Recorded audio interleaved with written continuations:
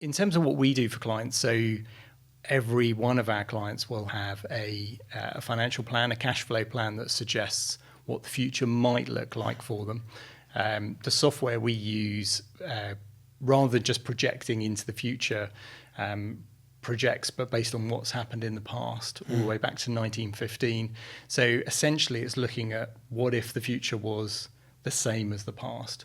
Now, obviously the past back to 1915, that's a long time. That's got all sorts of things have happened. We've had a couple of world wars, several pandemics, actually, not just the most recent one that have happened. And the one decade, the kind of lost decade of the 1970s, which is typically the one that's the worst on our clients' future projections, because you had hyperinflation and you didn't have good growth on assets.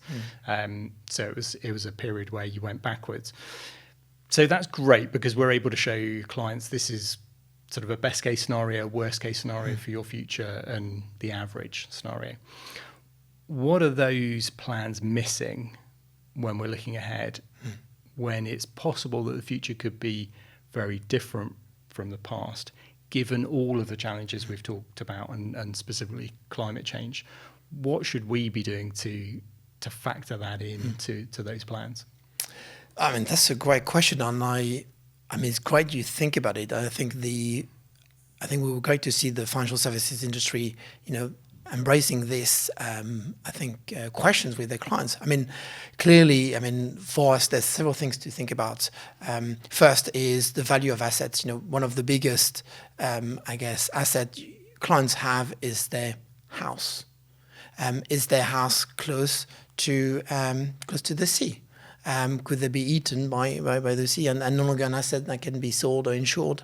That is as a point. Or could they be subject to flooding risk, which wasn't the case 20 years ago, but maybe with flash floodings that we see going on. So first, thinking about the assets and whether you can't think that those assets can withstand time. That's one area. I think the second area is one you talked on, I think, is inflation.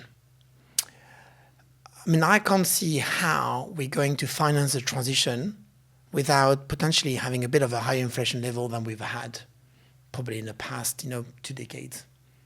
So with a bit more inflation, then, because probably investments, because we see some more deficits.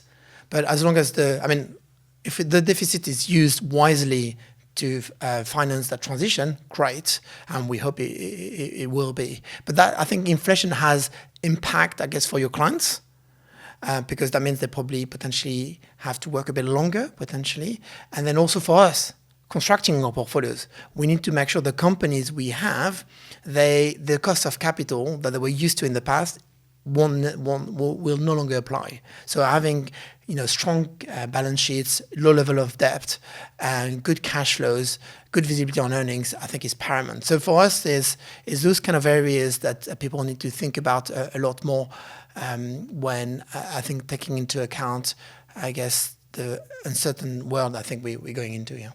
Yeah, so that's interesting. I mean, so the inflation point's a really important one because I think for really all of our clients, with maybe a few exceptions, the worst possible future scenario could be one where we have high inflation, because that typically is the one that shows up as the most negative possible future outcome based on what's happened in the past. So inflation is definitely the risk. It is a big risk if you haven't got capital. It's a big risk if your capital is just in cash or assets that aren't going to keep pace. It's a better environment as an investor, but it's still not a good environment if the cost of everything is rising.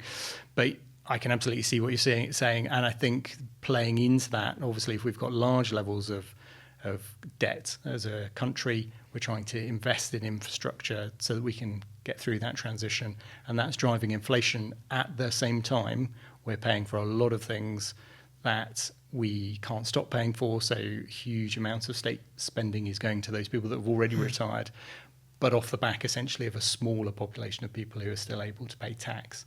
So your point about working longer, there probably is several generations that are going to have to work longer, not just for themselves, but just to be able to pay the tax, to fund all the things that we're already committed to.